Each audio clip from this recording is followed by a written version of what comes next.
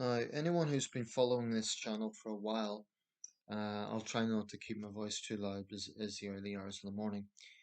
Anyone who's been following my channel for a while will know that I've strong views on groups like Just Stop Oil. Basically, I can't stand them. I think that they are, um, I think they're a lot of things, but I think that they have basically shown utter contempt to the public, and have absolutely no respect for what they do. Um, in one of their slow marches, I think it was the day before yesterday, there was a woman who had her baby. I think the baby was on its way to hospital, and she was literally pleading with them to get past, and they just refused. The guy in the video who she was sort of confronted kind of looked harmless. He didn't even say anything to her. He just sort of looked at her and then continued like a zombie. So that callousness, that disregard for the public, I think is absolutely reprehensible. Um, and I think that really exposes them. When you put them on the spot, or I should say, when members of the public, motorists and so on, put them on the spot, it's always sort of deflection. So a typical just stop oil tactic would be someone will understandably be very upset that they're trying to get to a relative's funeral, for example. Just Stop Oil's attitude would be something along the lines of, "Oh, we're very sorry, but millions will die. There will be millions more funerals." It's always deflection. Um, and I think that's typical of people with tunnel vision, with a sort of extremist mindset. And I do think it's extremist what they're doing. I think it's extreme to basically declare war on the public and everything but name. And I reject their claims to be peaceful. I don't think it is peaceful to willfully cause stress and disruption. I don't think that's a peaceful act. I think it's a hostile act. The other thing that they'll come out with is, oh, but it's scaring the government. It's going against the government, except that it's not. The government's under pressure for tougher legislation, but that's about it regarding what they're doing to the government. Um, the people who are overwhelmingly being affected by Just Stop Oil, I refuse to call it protest, Just Stop Oil actions, are the public. And it's absolutely disgusting what they're doing.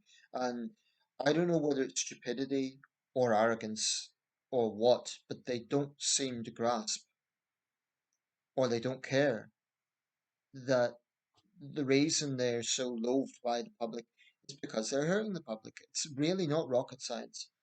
Okay, so that's that. I've made a lot of videos on it because, like I say, this has been going on for 4 years plus now. I've just watched a video by two pranksters. I may put a link in this, may not, it may be for another video. I'll just quickly reference it because it's got a bit of attention this week, where they basically gave Just Stop Oil a taste of their own medicine. And a group has emerged called Just Stop Pissing Everyone Off, and those guys had something to do with setting that up.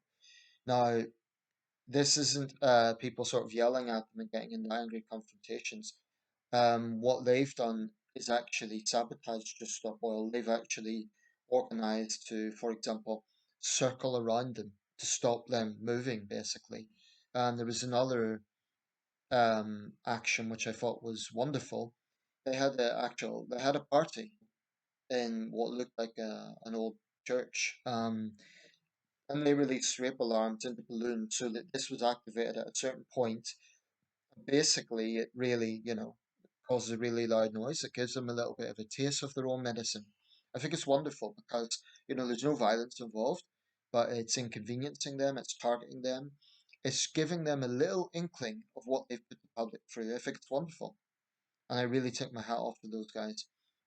Um, but it's interesting. In some of the anti-Just Stop Oil groups, people were getting into conspiracy theories. Oh, they're part of Just Stop Oil, and it seemed the only reason they're saying that is because these guys, um, part of the video, they said that climate change is a real problem. So I thought this would be a good opportunity to actually talk about these issues a little bit more, not the actions of eco zealots. I could talk about that extensively, but I want to talk about the subject itself now, climate change. You know, um, the two main news stories today on the BBC. One was the passing of George Alagaya.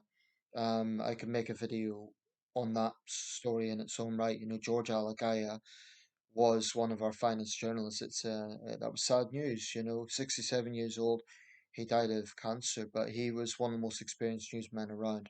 So that was the main story. But the other one was wildfires in Greece, which has really disrupted holidaymakers and, of course, local people. Um, Throughout the Mediterranean, countries are apparently experiencing record temperatures. Now, I'm going to put my cards on the table regarding climate change. I honestly think this is such a big issue in terms of its complexities that it's not black and white. And I think there's sort of two polar sides here. I think there is one lobby which sort of think it's all made up. It's all a sort of cynical lefty plot. It's just and you know it's all hyperbole and there's nothing there. It's not happening. I think they're wrong. I think that they are ignoring the facts. I think they're ignoring what is happening in the world. Um, I mean, to me, it's just a matter of common sense that if you get an ever increasing population and you get people relying on resources, and as a result of that, more CO2 is put into the atmosphere, I don't think you can conclude that there's not going to be any side effects. Now, I'll come back to that because the other side is what I would call climate alarmism, this dystopian narrative that groups like Just Stop Oil, Extinction Rebellion, and others really, really tap into, um, which is basically the world's going to end, we're all on fire, we're all going to die, and there's no hope. They're very dystopian, in my opinion, cult-like, and they're guilty of certainly a degree of alarmism. But you know, if we were to put a scale on this thing, like being a total climate change skeptic versus, you know, just stop oil activist, I'm probably around, I'm not in the middle, I'm more veering on I think climate change is a real issue. But honestly, I feel not well equipped to talk in detail about the subject. I'm not a climate scientist, I'm not a meteorologist, I'm not a geologist. I mentioned geology because, of course, rock segments can look at glacial patterns and all that sort of thing. This is a very, very complex subject. There was a young woman who was formerly in Extinction Rebellion, and she's now turned against these movements. She was interviewed on, I think it was Talking Point UK, something like that. I can't remember off the top of my head, but she actually said that there's a danger that these groups could become terroristic. Um, but I don't think anyone can dispute that this is a major issue of our times. Even if you are of the school of thought that it's all hyperbole, that in itself is a story. Why is it hyperbole? Why are there so many scientists saying that, you know, human activity has a direct correlation with rising global temperatures? Why? Is it all just a plot to, you know, weaken economies to hold people back? I'm not convinced by that. I think that you know, it's just common sense that where you have more people on the planet, people are going to use more resources. I just don't see how you can ignore that human activity isn't at some point going to have an impact on the planet. There has been a proposal that we are now in the Anthropocene era, or epoch, I should say. Um, and, you know, there was sort of a study from a lake basin, I believe, in Canada, which sort of nominated 1954, and this particular lake has been the starting point of that. That is to say, the point where human activity on the planet post-industrial revolution was such that it started having an impact on the planet's ecosystem. Um, I don't think it's far-fetched. I think it's quite plausible.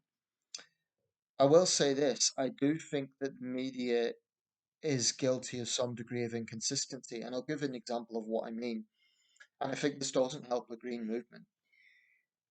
You will often hear reports saying, like, this is the strongest storm on record, but I'm thinking, well, wait a second. This is something I have studied a little bit, not extensively, but I've studied a little bit. Um, Take, for example, you might have a deadly cyclone in Bangladesh. or a typhoon in the Philippines, or flooding in India. Um, and the report will say something like it's the worst flooding on record. But I'm thinking, well, there was records in the past that actually beat this. More people died, and so I think this worst on record claim is sometimes thrown around a bit. That's quite a specific thing. And actually, when we look at natural disasters, um, thinking of meteorology, obviously I'm not including earthquakes and so on, that's a whole different science, but meteorology, cyclones, typhoons, hurricanes, it's not the case that more people are dying.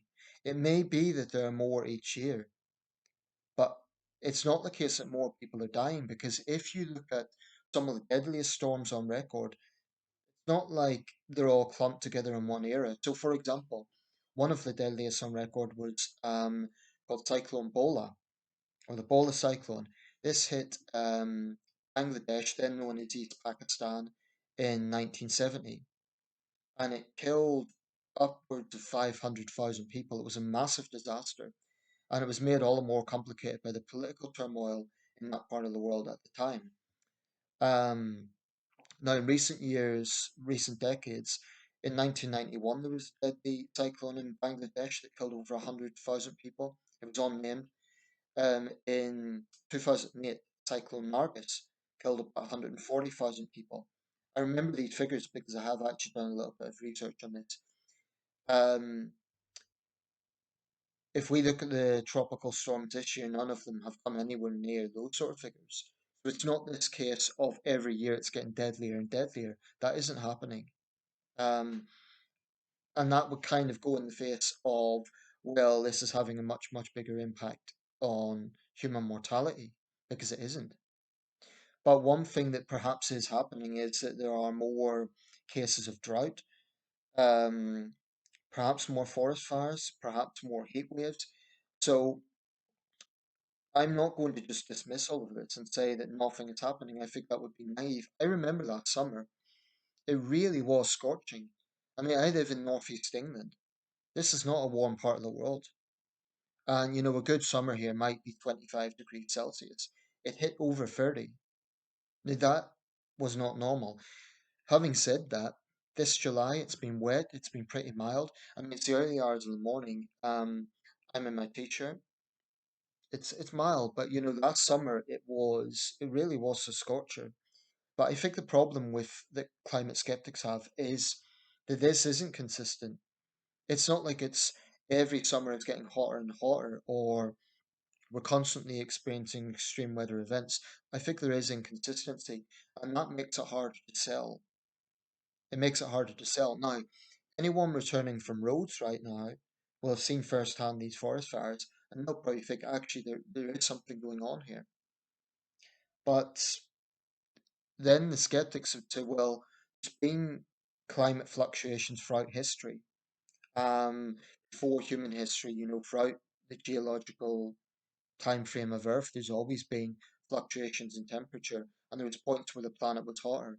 But this is, referring to recorded human history, these so-called record temperatures. Um, Basically, my feeling is this is not a black and white thing. I think there are real problems. I do, and a lot of the groups I'm on opposing the like to just stop oil, they are full of climate change skeptics now. I'm not bedfellows with those people in that sense. I'm with them when it comes to opposing these vile eco zealots. But I think people who are saying that there's absolutely nothing going on in terms of human activity on the planet and its effect on the planet at the very least, if not rising temperatures, at the very least it's causing other problems. I mean, can anyone honestly deny that, for example, plastic waste isn't a problem, clogging the oceans, causing untold damage to wildlife? I don't think you need to be a tree hugger to have concerns about this stuff. Um, so I don't have much time for those who are totally like, oh, there's no problem, let's just continue. And I think it's a bit selfish because what I don't want to see is this notion of we need to just stop society and stop all progress in order to stop climate change. So I'm not convinced about net zero in that sense. But I also think, we do have to have responsibility as individuals, um, to some extent. I think the energy companies, the burden lies on them. I think there is definitely an impetus for countries to lower CO2. Certainly, I would say that these climate groups, they target Western countries. It's interesting they never protest outside the Chinese or Indian embassies. Make of that what you will. But regardless, I just think it's foolish to say that there is nothing there. But I also think that some of the alarmism isn't helpful. You know, if you get a young person and they're told all the time the planet's dying and we're killing it, we're terrible, we're killing it, and the planet is dying, it's just constant negativity. Um, Human beings can be wonderful innovators, and I might derail here. This is I don't want to go off on a tangent, but take conservation for example. I'd say a lot of conservation efforts have proved to be positive. If we take, for example, tigers in India, there's now more Bengal tigers than there were 20 years ago. Currently estimated at close to 4,000. 20 years ago, 30 years ago, it was about 1,500. That's from concerted efforts by the Indian government and conservation groups. Um, but my point about that, I'm not saying that's anything to do with climate change, but I'm just making the point that when human beings, get innovative and put their minds to it and be practical, positive things can happen. That's why I do not share the climate alarmism that we're all just going to die. And this is one of the problems with these eco groups. They're so negative. Um, they say they want a better future for, or yeah, they want a better future for future generations, but it seems to me all they are selling is negativity. Why don't they, for example, promote green business? Why don't they promote sustainable solutions rather than just saying, "Oh, stop oil," or pissing off the public?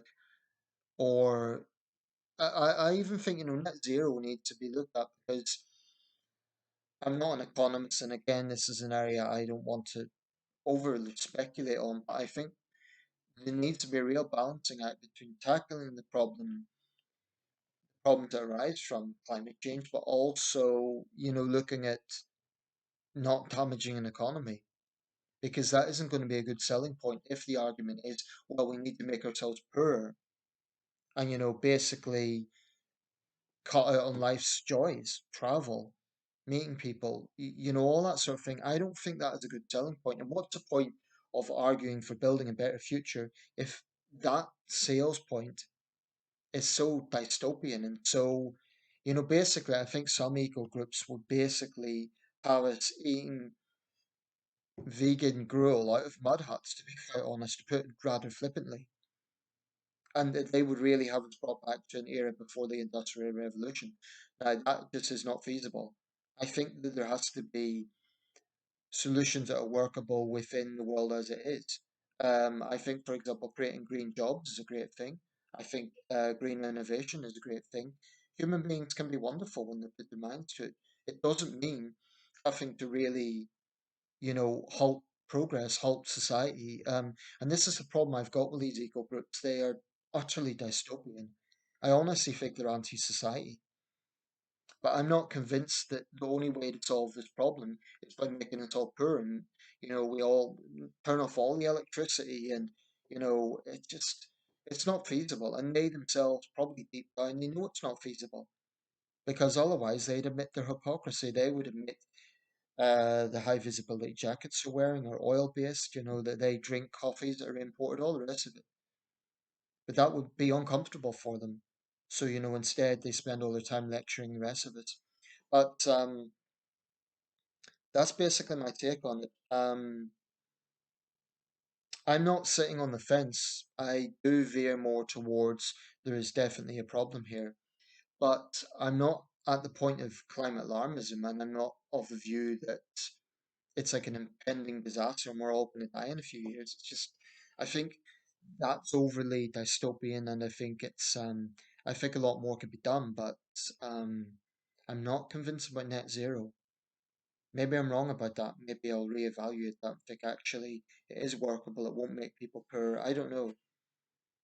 But to be quite honest, I'll just close with this thought. This is something that I feel I need to be a lot more educated on. I'm humble enough to admit that.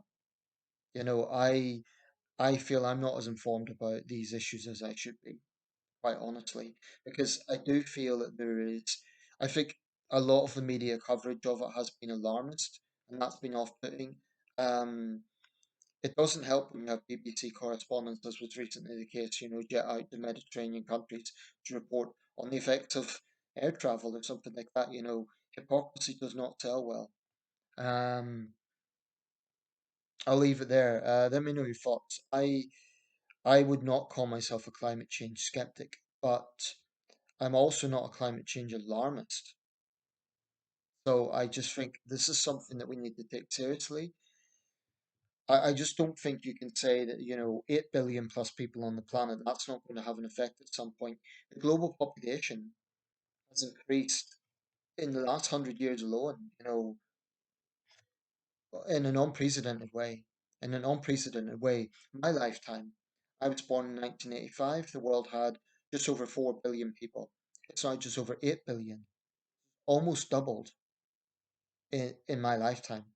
That's staggering. I'm 37 years old. So in the whole of recorded human history, that I think this issue of population is a major, major factor. And I'm not talking about population control, but we need to factor in how, especially with developing countries with exploding populations, particularly in Africa, countries like Nigeria, Uganda, there's going to be very real questions about sustainability there. Um, and I think that's going to be one of the major, major defining issues of the 21st century. Okay, I'll leave it there. Thanks for watching, and that's my take. Basically, I'm not in the middle. I'm more veered towards there is a problem here, but I feel I need to do a lot more research and homework of my own, and just educate myself more on this subject. Thanks for watching. Let me know your thoughts.